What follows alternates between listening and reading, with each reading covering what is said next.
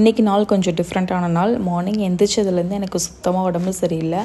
So இந்த மாதிரி டைமில் தான் வந்துட்டு தோணும் கூட யாராவது இருந்தால் நல்லா இருக்குமேன்னு சொல்லிட்டு. அப்படிப்பட்ட நாள் தான் எனக்கு இன்றைக்கி. டுடே மண்டே மார்னிங்கே எந்திரிச்சு லீவ் அப்ளை பண்ணியாச்சு.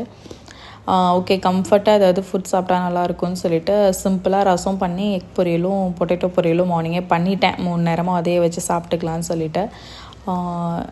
இந்த மாதிரி தனியாக இருக்கும்போது வந்துட்டு உடம்பு சரியில்லாமல் போகும்போது தான் வந்துட்டு அது டிஃப்ரெண்ட்டாக நமக்கு ஹிட் ஆகும். வீட்லேயும் சொல்ல முடியாது, ஏன்னா வீட்லேயும் கஷ்டப்படுவாங்க, இல்லாட்டி கிளம்பி வான்னு சொல்லுவாங்க. நம்மளால் போகவும் முடியாது, ஏன்னா இதுக்கு ஒரு செலவு பண்ணிட்டு போகணுமே, டிக்கெட் புக் பண்ணிட்டு இருக்கோம்.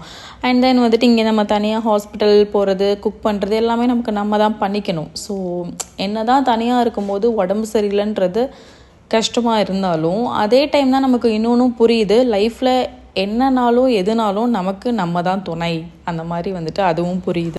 இது நிறைய லேடிஸ்க்கு கனெக்ட் ஆகும். உங்களுக்கு உடம்பு சரியில்லைன்னா நீங்கள் அதை எப்படி ஹேண்டில் பண்ணுவீங்க அப்படின்றத எனக்கு கமெண்ட்டில் சொல்லுங்கள்.